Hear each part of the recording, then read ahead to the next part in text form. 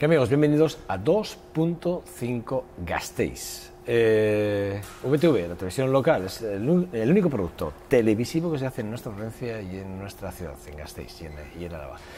Bueno, es un mensaje que lo lanzo todos los días porque lo que sí me gusta fijar es que hay muchos medios de comunicación, muchos hablados, muchos escritos, algunos a nivel, digamos, más regionales que locales, centrados o descentralizados desde Vitoria. Nosotros nos dedicamos a Vitoria, desde Vitoria y para Vitoria y para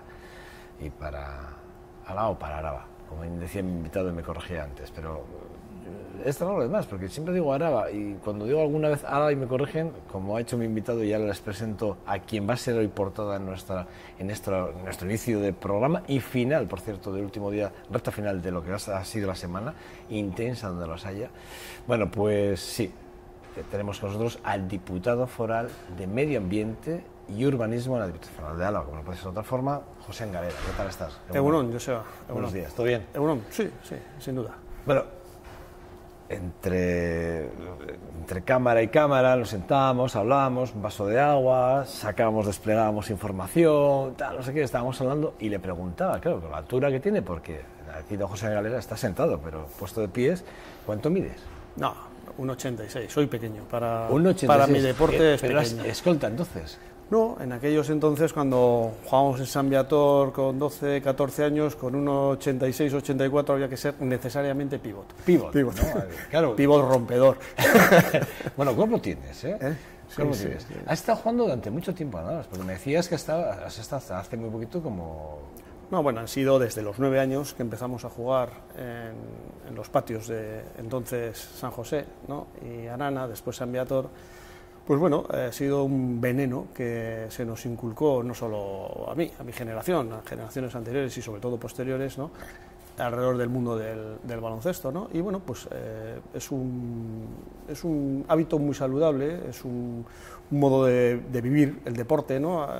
En este caso a través del baloncesto, y efectivamente, bueno, pues particularmente me ha dado muchas satisfacciones, ¿no? Personales, profesionales, pero bueno, yo ya tomé la decisión en su momento de continuar con mi, digamos, carrera profesional, ¿no? Y sí, efectivamente,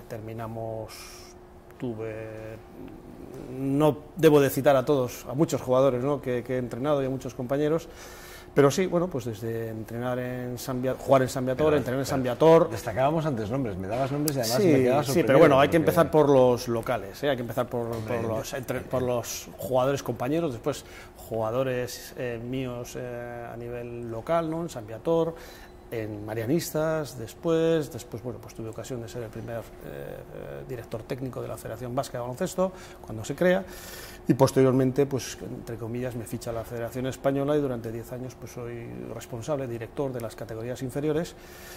Y bueno, pues tenemos la suerte de ser campeones de Europa y campeones del mundo en distintas épocas y tiempos. Y bueno, y además pues una con los Gasol, me has dicho. Sí, empezamos con, digamos, los Navarro. Obtuvimos la primera medalla en un campeonato del mundo masculino de toda la historia de la Federación Española, en el campeonato del mundo de Grecia, junior, pues incluso con un alavés, con Iker Iturbe, Juan Pedro Cazorla de base en aquel entonces, y fuimos medalla de bronce en aquel campeonato del mundo, y eso fue la base para después ser campeones de Europa y campeones del mundo con Reyes, Gasol, José Manuel Calderón, Navarro, en fin, pues una muy buena quinta de jugadores que todavía siguen jugando, muchos de ellos. Tú serás de los que te alegras infinitamente, como lo hago yo y muchos, que Pablo Laso esté donde está, ¿no? Sí, Pablo es de la cantera también de San Viator. Fue entre comillas junior cuando yo era ayudante del Baskonia con Manu Moreno, yo llevaba el equipo junior, jugó con mi hermano pequeño también, y por supuesto que me alegro porque además transmite un un tipo de baloncesto que a los que realmente nos gusta el baloncesto es el tipo, digamos, de básquet que nos gusta, agresivo, osado, y eso en un equipo como el Madrid es muy difícil imponer. Me alegro doblemente. De hecho, estuvo en entredicho y fíjate, después de la temporada que hizo, estuvo ahí, el club no creía en la filosofía que él quería implantar y sin embargo ha demostrado... No, el tiempo demuestra, y con esos jugadores que tiene, está claro. Es un resultado magnífico. Está claro. Hombre, te puedo preguntar, si me lo permites, ya dejamos los deportes porque no vamos a hablar de deportes, pero sí que es verdad que, bueno, aprovechando que estabas aquí ya... Era obligado. Te he metido la cuña. Pero yo creo que nos lo van a agradecer los dos espectadores, sinceramente, esta entrevista, tal y como la estamos haciendo, me parece que es interesante, ¿no? Porque mostramos también la otra parte más humana del político, ¿no? La más privada. Pero, bueno, ¿cómo ves este Baskonia, el actual? Con referencia al año pasado, a la temporada anterior. Es muy pronto, tampoco pero tengo el tiempo. Lo que pasó ayer en Limos, ¿no? Sí, bueno, tampoco tengo tiempo, o sea, todo dicho, para seguirlo de manera habitual. Es decir, y como después de tantos años de baloncesto, el baloncesto lo que ocurre es que a gente, digamos, que hemos estado muy cerca, nos satura. Siempre esperamos al final de la temporada, que es cuando está mucho más tenso, es mucho más rico. Entonces, bueno, estamos en el comienzo de la temporada, está saliendo bien. Lo que pasa es que los entrenadores siempre decimos que los partidos se ganan en el minuto 40, no al principio. Ahora las cosas van bien, sin duda. Pasa que, bueno, pues después una mala racha, unas lesiones, en fin, unos imprevistos pueden dar al traste o poner en entredicho todo lo que has venido trabajando hasta la presente. Por tanto, bueno, pues paciencia, parece ser que todo pinta bien. Fíjate, Olympiacos, Unicaja, Olympiacos, Unicaja, ayer nos pasamos por la pita, vulgarmente dicho, la redundancia, al equipo que es actualmente el vencedor de la Liga Francesa. Es decir, que pero bueno, estamos en el arranque, hay que tener pero no regala nada, Yo vi el partido de Olympiacos en el pabellón y el Olympiacos no nos regaló nada. No, son griegos, tienen un carácter muy marcado para jugar a esto. O sea que no. Bueno, José, a ver, nací en Gasteiz en el 59, tienes 2 hijas. Sí. Ingeniero técnico industrial y de medio ambiente en la universidad, en la UPV, máster en gestión de inspección ambiental, curso superior de dirección de empresas. Bueno, has trabajado o trabajas empleado del Ministerio de Economía desde el 82 al 84, funcionario de carrera del Ayuntamiento de Vitoria-Gasteiz entre el 84 y el 91, director de empresas, ingenierías y consultoría de medio ambiente desde el 91 hasta el 2013, y así un largo TC. O sea, no puedo parar, no voy a seguir leyendo porque nos comeríamos la entrevista entre el baloncesto y el currículum. Entonces prefiero dejarlo ahí. Sí. Y la verdad, bueno, la primera pregunta que os hago a todos, ayer se la dice a Nerea Melgosa también, ¿cómo es esos momentos, ¿no? Cuando el político, en este caso Ramiro González, como diputado general, va a conformar su equipo y dice o piensa en José Galera para que dirija las políticas medioambientales y de urbanismo de Vitoria-Gasteiz, perdón, de la Diputación de Álava. ¿Cómo es ese momento? ¿Cómo es la llamada? Sí. ¿Había existido ya previo contactos? No, estas cosas se llevan con mucha discreción. Fue muy parecido a cuando el gabinete del Lehendakari Urkullu me llama para ser viceconsejero de Medio Ambiente, ¿no? Entonces, allí sí que fue mucho más chocante, no por minusvalorar para nada, ¿no?, la llamada de Ramiro, ni mucho menos, ¿no?, sino sencillamente que, claro, por ley, ser viceconsejero de Medio Ambiente supone ser el órgano ambiental a todos los efectos administrativos, jurídicos de la Comunidad Autónoma del País Vasco. En este caso, pues sí, he de reconocer que fue una sorpresa, pero principalmente un halago, Es decir, que le tengo que agradecer mucho a Ramiro, sobre todo, pues bueno, la gran confianza que ha depositado en mí. Y bueno, yo espero estar a la altura de sus intereses, del territorio, ¿no? Bueno, los currículos muchas veces están ahí, ¿no? Lo importante yo creo que es tener fuerza suficiente, lo importante es tener mano izquierda, saber dirigir como en baloncesto, saber dirigir los grupos humanos, en este caso de técnicos, para que los objetivos se cumplan. Es muy similar, Para mí el baloncesto me sirve, habitualmente me sigue sirviendo, pues para establecer, digamos, modos de gestionar grupos y en este caso organizaciones, aunque sean públicas. O sea, ¿pasas del gobierno vasco? estar en el gobierno de Urkullu y pasas a la Diputación. Y ¿por qué? ¿Por qué ese paso del gobierno a la Diputación? Hombre, habría que preguntárselo a Ramiro, ¿no? Pero... Bueno, el ofrecimiento lo hace él, pero yo entiendo que tú puedes haber dicho no, yo me quedo aquí en el gobierno, ¿no? No, sin duda. Hombre, había, digamos que, en fin, son más cuestiones. Evidentemente ya no estamos hablando solo de gestionar un territorio desde la perspectiva del medio ambiente y el urbanismo, estamos hablando de gestionar políticamente un territorio, ¿no? Hay unos objetivos políticos que obviamente a nadie se nos deben escapar y, bueno, pues es importante cuando tienes que gestionar una cartera, saber de la materia, ¿no? Es decir, pues yo no me vería gestionando una cartera pues de salud o de economía, ¿no? O de servicios sociales, porque no es mi recorrido profesional, ¿no? Entonces, bueno, pues en este caso yo creo que Ramiro ha buscado, no en mí, sino en todo el equipo del gobierno foral, una serie de personas, ¿no? con un acusado recorrido profesional, a lo cual se suma, lógicamente, o hemos de sumar una serie de objetivos políticos, ¿no? Y ese es el fruto. Resumiendo, pues eso, agradecer, lógicamente, a Ramiro pues la confianza que ha depositado en mí. Bueno, muchas patatas calientes, te van a tocar gestionar durante esa legislatura, entre ellos el fracking, que vamos a hablar ahora del fracking, evidentemente. Hay una declaración que te he oído en la que dices, bueno, fíjense, yo vivo muy cerca de donde se quieren hacer las introspecciones de los pozos, y tengo 2 hijas, decías en alguna entrevista que te he leído hace reciente. Estamos viendo Garoña, que tenemos un problema con Garoña, que creo que es, para mí ahora mismo es el tótem, si me lo permites, es lo más importante, ¿no? Que nos conviertan la central nuclear de Garoña en un almacén nuclear. A mí me parece, bueno, no sé, cuando menos gravoso, y me parece que es un poco reírse de la población. Bueno, lo que pasa que en este caso ya hoy Garoña tiene una parte de almacenamiento de sus propios residuos. Una cosa es que sea almacén de lo que él genera, y otra cosa es que ya empecemos a acumular residuos de otras centrales. Por la información que yo tengo en el expediente del Ministerio de Industria, no tanto es así. Es más un problema logístico del Estado español, en el sentido de que el almacén centralizado de residuos radiactivos del Estado español en Cuenca no ve la luz, no arranca. Nuclenor, por otro lado, como empresa propietaria de la central, lo que quiere es poner en marcha, en actividad, a la mayor brevedad posible, esto es público, la actividad operativa de producción energética, pero tiene un problema interno, que es la ocupación y la generación de residuos radiactivos, que actualmente están en una piscina, refrigerados, al uso, como se hace en cualquier central nuclear, para que posteriormente se lleven a otra planta. Como esto no puede ser, el proyecto actual consiste en hacer un almacén, le llaman temporal, un almacén en mejores condiciones que las piscinas actuales, un almacén subterráneo, de modo y manera que le permita operar a la propia planta.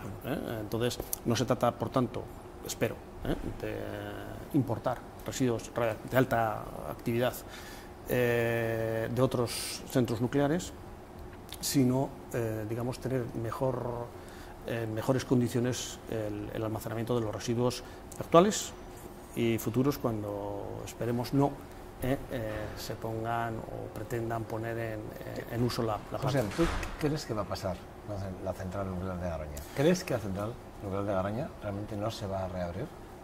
Es una decisión política. Entonces, en el marco político actual, obviamente, todo apunta a que el Ministerio, el Gobierno del Estado español, va a permitir la reactividad, digamos, no digo reapertura, entre comillas, porque no se ha cerrado ni clausurado formalmente hablando. Entonces, en el marco actual, es decir, si a partir del 20 de diciembre el marco político en el Estado español sigue siendo el mismo, bueno, pues tenemos que digamos, asumir lo que se nos puede venir encima, es decir, la continuidad de la actividad. Si el marco político fuera otro y se llegaran a acuerdos, pues lógicamente quizás alguien tendría el arrojo político de cerrar esta instalación. Desde el punto de vista de la producción energética, bueno, pues una central nuclear de estas características, pequeña, permite mucha versatilidad en el negocio eléctrico, de volcar en momentos determinados energía a la red, cuestión que no ocurre con otro tipo de energías, ¿no? Pues la energía eólica, pues dependemos lógicamente de que haya viento, el viento mayoritariamente es a la noche. Ya estamos hablando de energías renovables. Sí. Entonces, bueno, pues es un juego y por supuesto en los partidos, vuelvo al básquet, ¿no? Sí, nuestro equipo juega, pero al contrario también. ¿Qué quiero decir? Quiero decir que los intereses de Nuclenor también, lógicamente, juegan en el partido, empujan, presionan. El ministro Soria, las declaraciones que ha hecho no hace mucho, justo antes de, creo que fue en el penúltimo Consejo de Ministros de Gobierno, hace 2 semanas. Hace 2 semanas volvió a insistir, a preguntas de periodistas, volvió a insistir en que Garoña es un objetivo claro del Gobierno de España. Es decir, eso está claro. O sea, él lo tiene claro, esta central tiene que ponerse en funcionamiento y tiene que tirar para adelante. Es decir, a pesar de que se ha legislado a favor de una empresa privada, ¿no? Es decir, que es algo curioso, algo que sigue extrañando, ¿no? De alguna forma. Es así, ¿no? Lo que ocurre es que efectivamente es una central nuclear que está amortizada, que el rendimiento, digamos, energético, pues si se me va a permitir la expresión coloquial, es barato, pero lógicamente, por otro lado, desde el punto de vista del riesgo ambiental, es una central nuclear vieja, de tecnología anterior incluso. Una cosa es la construcción de la propia planta y otra es la tecnología de producción, en este caso energética, que es anterior, tiene ya prácticamente más de 60 años. Entonces, el sentido común, por muchos análisis de riesgos ambientales que se hagan con toda la conciencia y con toda la buena fe, pero el sentido común nos debe de decir, o debemos de exigir, como así lo va a hacer el diputado general en una carta que va a enviar al ministro Soria hoy mismo, quiero recordar, va a exigir una vez más el cierre y clausura definitiva de la central nuclear de Garoña. Me sorprende, y con esto acabamos ya con Garoña, pero me sorprende que los informes del Consejo de Seguridad Nacional, el CSN, me sorprende que, siendo tan taxativos con las exigencias para la reapertura de la central, no se hable de ello. Es decir, sí se habla, no sé, a veces de soslayo, como, bueno, es importante, sí, hombre, el Consejo es el que debe de velar, ¿no?, por la seguridad de la central, ¿no? Y dices, bueno, hay unos informes y hay unas necesidades económicas de unas inversiones que debería hacer Nuclenor para que, bueno, resulta que desde el primer informe hasta este último que se conoce, como que, bueno, lavo y guardo la ropa e intento a ver cómo mantengo este pulso con... Claro, luego miras quién está en el Consejo, empiezas a mirar nombres del Consejo y por quiénes han sido elegidos, y entonces, bueno, vale, ya me empieza a cuadrar un poco más la situación, ¿verdad? Bueno, son situaciones que son conocidas en lo que es el derecho administrativo ambiental, en este caso el derecho... Pero debemos denunciarlas, esas cosas, hay que denunciarlas. Por eso lo hago público aquí, por eso, porque bueno, de hecho, que sepa... lo que pasa es que tenemos que ajustar bien el marco de la denuncia, ¿no?, en esta comunicación que te decía, ¿no?, que hoy mismo el diputado general va a trasladar tanto al ministro Soria como a la ministra Tejerina.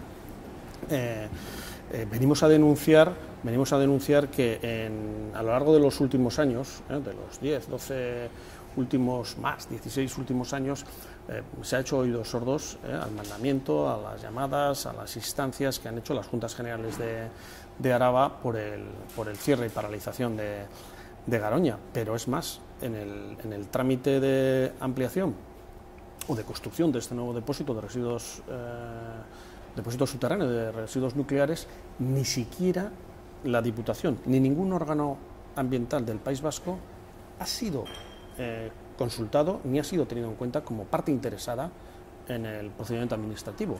Entonces, hombre, evidentemente esa planta está en Burgos, sí, nadie lo discute, pero ambientalmente hablando, la afección, o sea, el medio ambiente, las afecciones ambientales no entienden de barreras administrativas.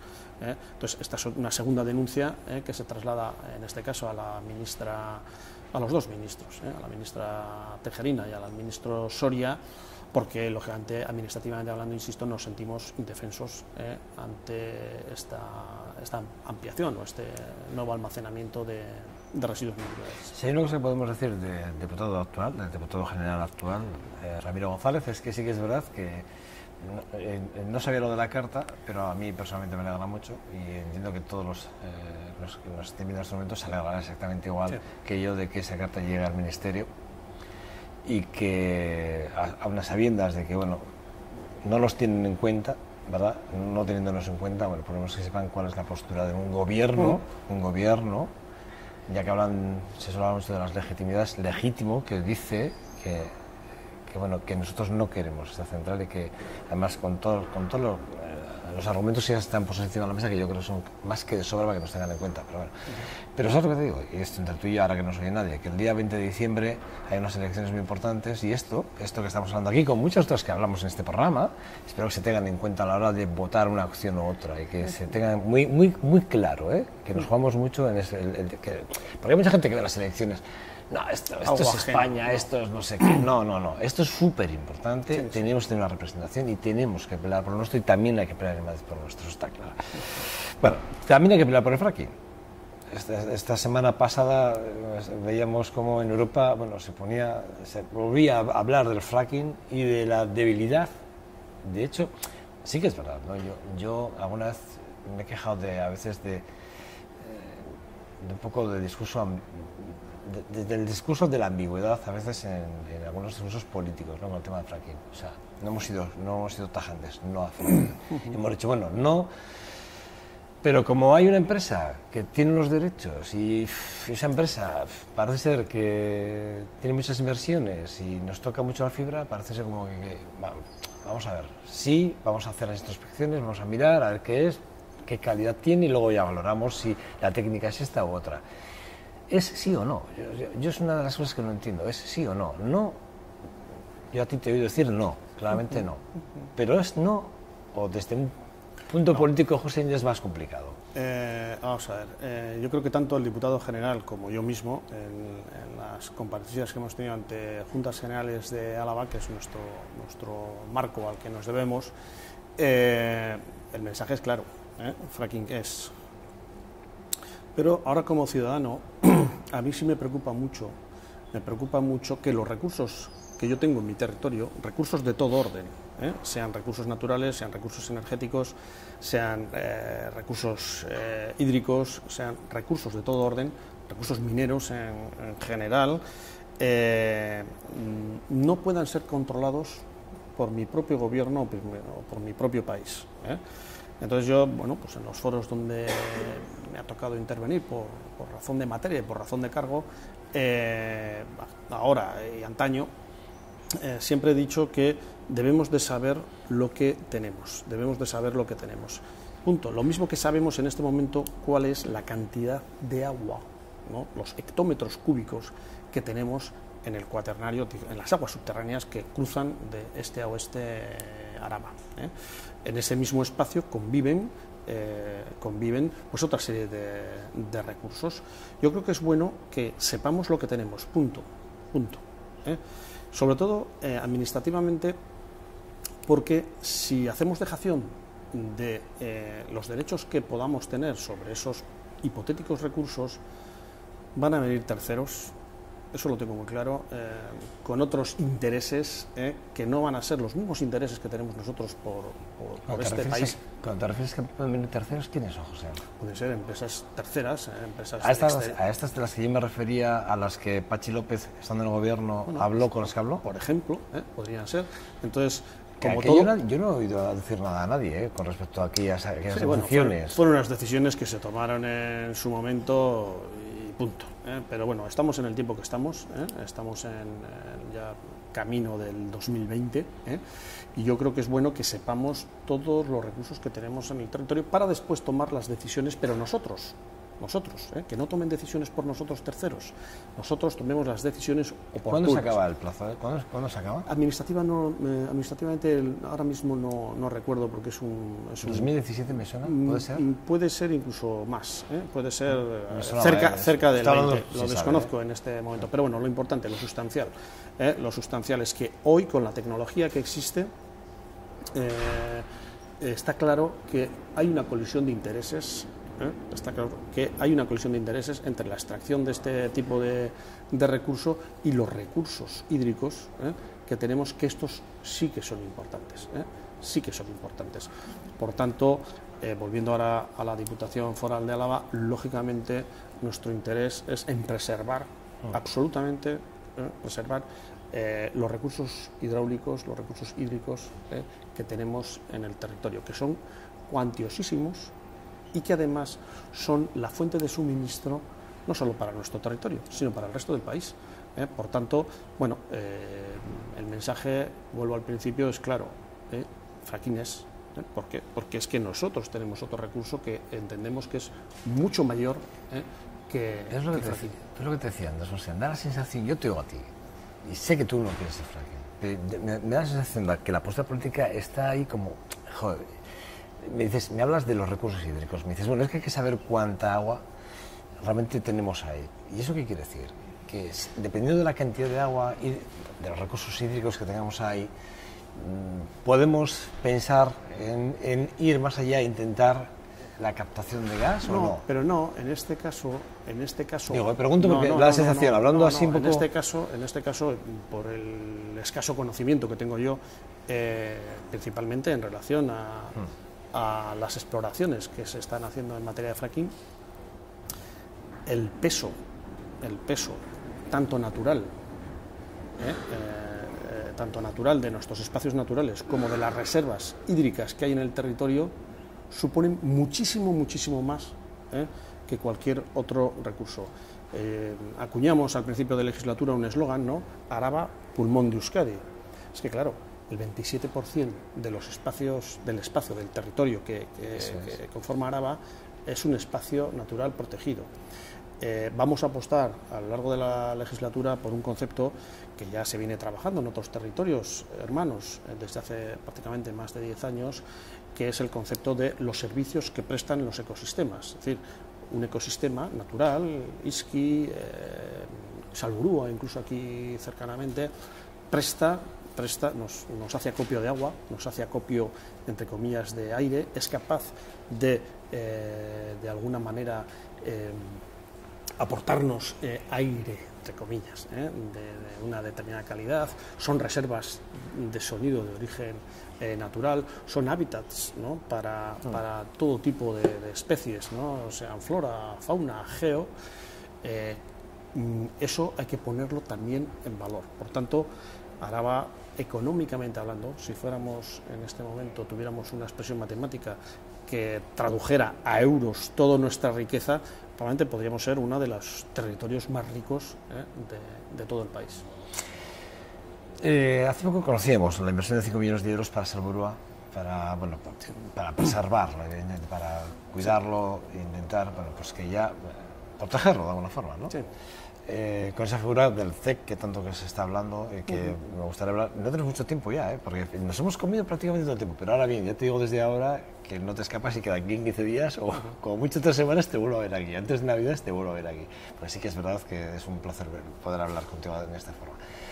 Salburua, es verdad, a mí siempre me ha parecido que lo hemos descuidado, que si hemos dejado construir muy cerca, creo que hemos invadido excesivamente una zona que era maravillosa, que ahora estamos viendo que las propias aguas de los humedales quieren lo que era suyo, lo están reclamando de alguna forma. Y bueno, pues yo creo que está bien la protección ahora, pero creo que llega tarde, sinceramente. Para mí creo que llega tarde. Creo que mucho antes de lo que se tenía que haber tomado esta medida probablemente y haber protegido mucho antes.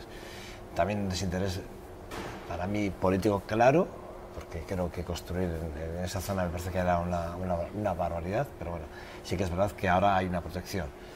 ¿La ves necesaria de alguna forma? Porque sí que crees que puede ser invadida por otras zonas. Bueno, Salburua tiene un recorrido, como todos sabemos, longevo, ¿no? Era un humedal, se desecó o se intentó desecar.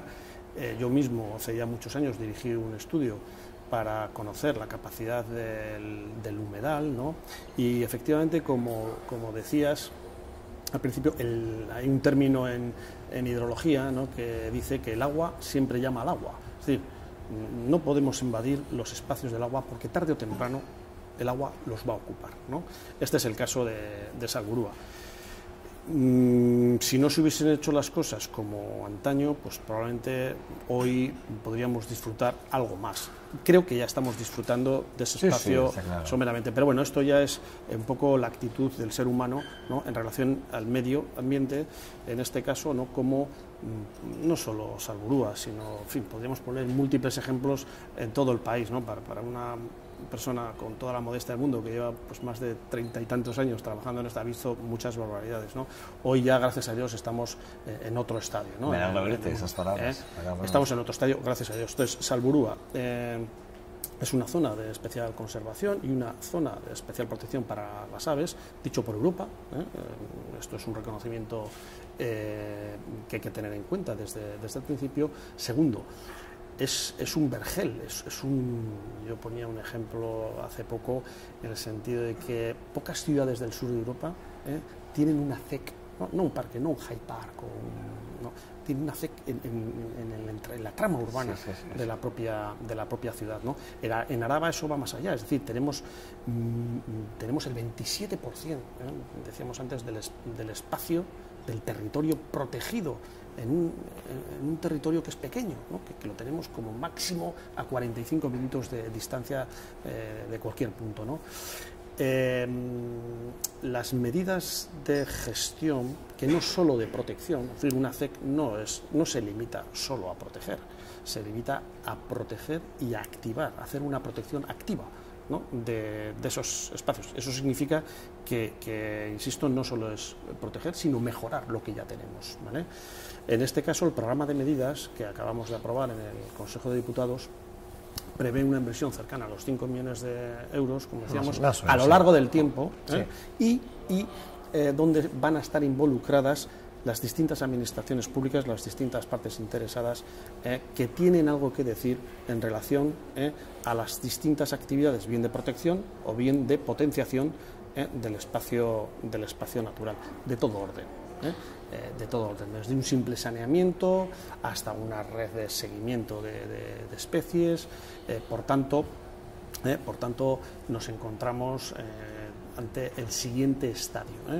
Nos va a tocar a las partes interesadas gestionar activamente este espacio y el resto también, que no se nos olviden el resto de los espacios cuando, con el paso de, digamos, el expediente administrativo, el avance del expediente administrativo, consigamos finalmente declarar también como CECs el resto de los espacios que tenemos en Araba.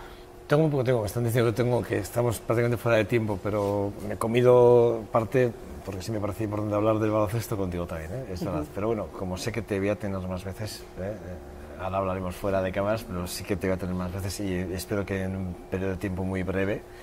Pero hay dos temas que me gustaría hablar, que son dos noticias que salían hace muy poquito. De esto de Salburua me gustaría seguir hablando, repito, pero tendríamos que incidir mucho y no es el momento ahora. El paso del túnel, ese paso del túnel para animales que ha dado tanto que hablar, para bien, porque alguien ha pensado por una vez que separados por la carretera, un paso natural de animales, alguien ha dicho, hombre, es que está habiendo muchas muertes, muchos atropellos, muchos saltos, y de alguna forma hay que decirle al animal que tiene un paso natural que podría pasar. Sí. Pero bueno, has tenido que venir y que alguien se encienda la luz para que eso sucediese, pero se estaba demandando y denunciando hace muchos años, ya era hora, ¿no?, de alguna forma. Bueno, son soluciones que son habituales en las infraestructuras lineales, ¿no?, que tenemos o que se construyen en cualquier zona que sea medianamente sensata, con perdón, ¿no? Lo que pasa es que sus dimensiones habitualmente pues son dimensiones estrechas, ¿no? Los técnicos, en este caso de la Diputación Foral de Álava, ya venían trabajando en esa idea desde hace un tiempo. Cierto es que nosotros hemos recogido con cariño esa idea y la hemos puesto en primera plana, ¿no?, entre otras muchas. Pero aquí concurre una cuestión que difiere probablemente del resto, ¿no? Es el tamaño y, digamos, la doble traza, tanto ferroviaria como rodada, que vamos a superar, que va a permitir a su vez poner en conexión dos espacios que estaban aislados por las propias tramas de infraestructuras. Por tanto, las dimensiones, el hecho de que dos espacios de importancia clave para el territorio se vean conectadas para la biodiversidad, para la fauna principalmente en este caso, a través de un túnel de esas características, pues lo hace novedoso. ¿Cuántos tiene? No, son 140 por 25, creo recordar. Es una barbaridad, ¿no? sí, Es una obra interesante. Creemos que va a ser el primer ecoducto. No es el primero. Del sur de Europa. De hecho, se ha comentado que es el primero. Y realmente novedoso cuando menos. Sí. Creemos que la Unión Europea se va a fijar en este proyecto por su novedad y porque va a permitir, pues eso, no romper la conectividad ecológica desde Centro Europa hasta picos de Europa. José, para acabar, me preocupan mis cigüeñas de Garayo. ¿Vamos a volver a colocarlas después del arreglo de la iglesia o no? Sí. La reforma, es por goteras y demás. No tiene ningún problema para nosotros. La dificultad va a radicar en la dificultad, insisto, que pueda tener la propia rehabilitación del edificio. Sí o sí, o sea, la respuesta es sí. Igual hay que esperar a una solución transitoria en tanto se soluciona arquitectónicamente desde el punto de vista de la ejecución material de la obra el actual emplazamiento, pero es que no puede ser de otra manera. Volverán las cigüeñas, ¿no? Espero, vamos, faltaría más.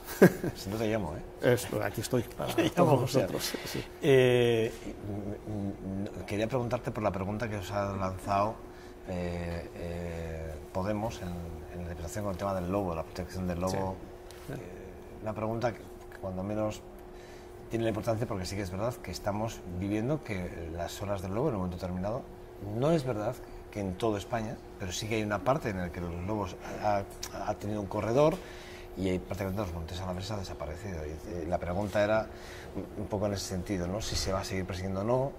Es una pregunta que cuando menos, bueno, me sorprendió, la vi ayer dentro del orden de gestión de trabajo que tenéis en la Diputación, la leí ayer. Sí. Bueno, a ver, no casualmente, vamos, ha coincidido por fechas. La semana pasada el Ministerio del Estado Español, el Ministerio Magrama del Estado Español ha concluido y nos ha entregado, en este caso al órgano ambiental, pero en fin, nosotros tenemos relación obvia con el órgano ambiental, el informe del estado del lobo en la península ibérica. Lo primero que tenemos que decir, por lo que me trasladan los técnicos, que ya lo intuíamos en el avance del informe, ¿no? Cuando estaba como viceconsejero en el gobierno vasco, es que el lobo no es una especie en peligro de extinción. Parece que no. Sí, ¿no? Es lo que decía, es un movimiento migratorio que tiene constantemente las manadas. Entonces yo creo que tenemos que hablar, más que del lobo, tenemos que volver a hablar al discurso del desarrollo sostenible. El desarrollo sostenible lo que tiene que permitir es un equilibrio absoluto entre el ser humano, las actividades del ser humano y el entorno y los hábitats que tenemos a nuestra disposición. Es muy difícil para un ganadero que tiene ganado en el monte, que pasa noches y noches en vela, ¿no? porque lógicamente parte de su vida y de su actividad económica reside en lo que tiene en el monte. Tenemos que comprender a ese tipo de actividades, las tenemos que encajar en las políticas ambientales, sí o sí, si realmente estamos hablando de desarrollo sostenible. Bueno, pero es la encomienda, es el objetivo, es como volviendo al baloncesto, es que queremos ser campeones, difícil, sí, pero vamos a trabajar para ello, porque podemos serlo. Entonces, en este caso tenemos que buscar ese equilibrio.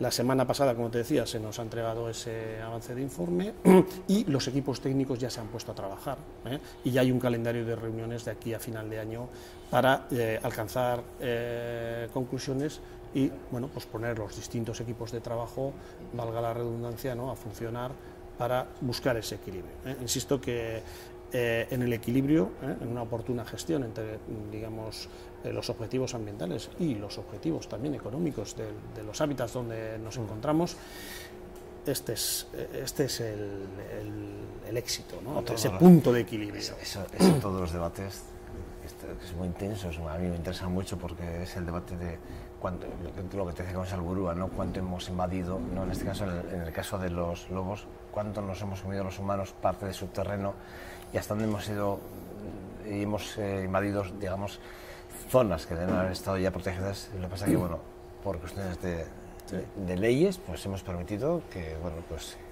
que el humano haya llegado a a lugares donde igual no tenemos que haber llegado nunca sin un previo estudio, probablemente, antes de conocer los permisos. Pero bueno, eso es otro debate que intenso cuando vaya.